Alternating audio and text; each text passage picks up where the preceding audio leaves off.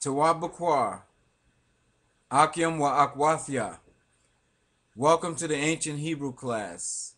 Today we will be learning about the ancient Hebrew pictographs. Now, a pictograph, reading from the dictionary, is a graphic symbol or picture representing a word or idea in some writing system, as opposed to a symbol such as a letter or alphabet representing an individual sound. So the pictographs or the ancient characters are pictures. So let's begin with the letter A. A. Numeric value 1. This is actually the picture of the face of a cow. I'm not the best drawer, but you know what I'm saying. A cow, a goat, cattle. So I can take the cow and make food. I can take the cow's skin and make shelter. I can take the cow's skin and make clothes. I can use the cow to plow the field and have crops. Take the crops, sell them, and have wealth. So the cow is the provider. This means provider or giver. So who's our great giver and provider? Yahweh is the great provider and giver. Now, if you go to India, you'll see that they worship the cow as their provider. Okay, so that's A. Now, our second letter is Ba. Ba is the numeric 2. Now, Ba is a tent with one side open, as you can see. Now, the side open means that welcome, that one is welcome to enter. In the ancient world, our fathers welcomed in strangers. So once you're inside this tent, what's in there? There's food,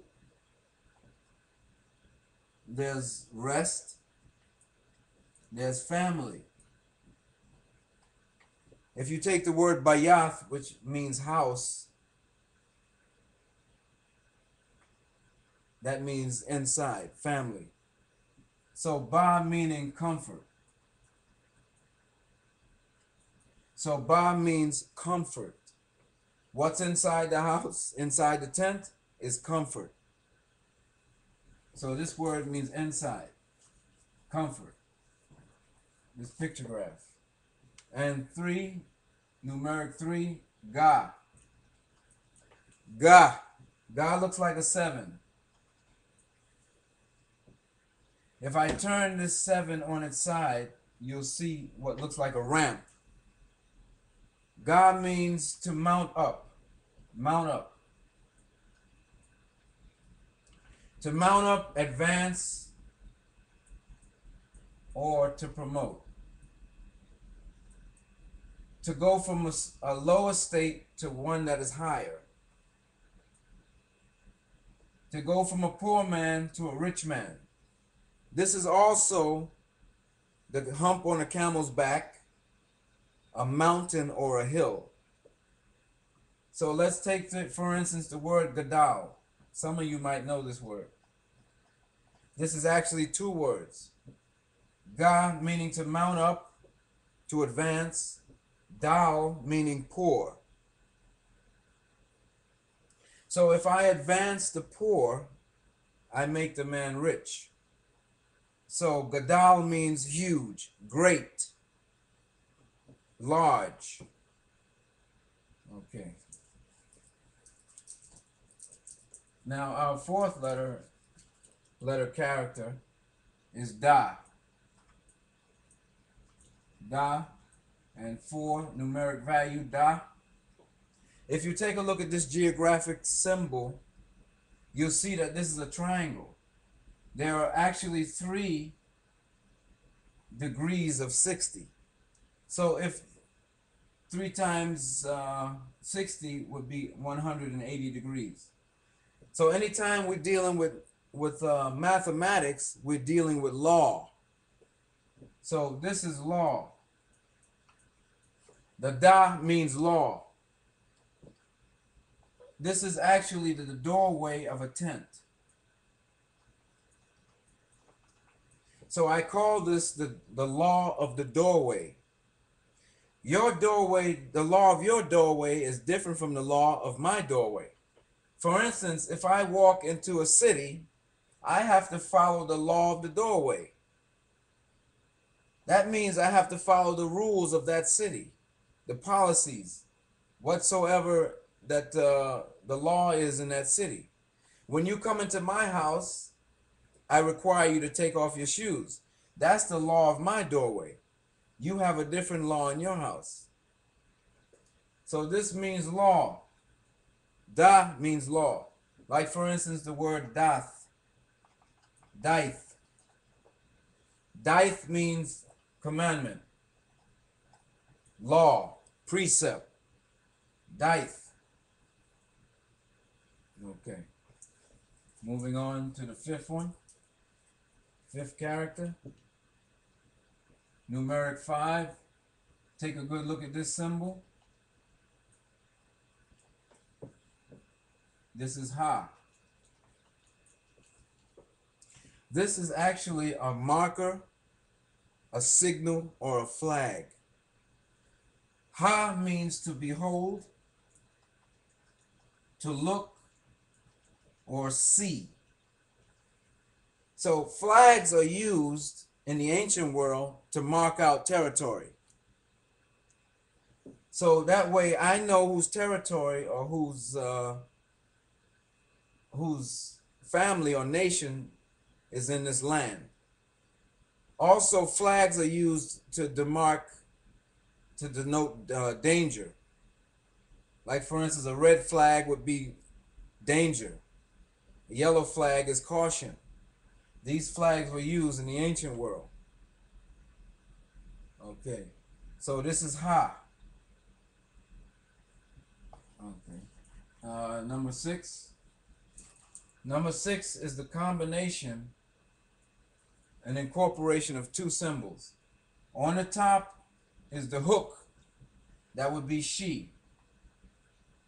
On the bottom is the staff, that's he. This symbol also is wa. It also means and, it, with, and a few others. On top, the symbol of the woman, she is dedicated. This is actually a fishing hook. As the man drives the fisherman drives the hook into the fish, so the woman is driven by the man to bring home the food.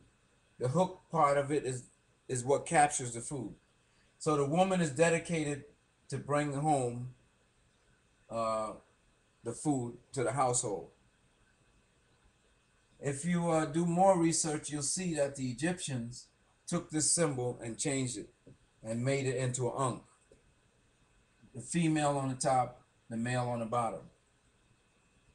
This is the letter, this is the character wa.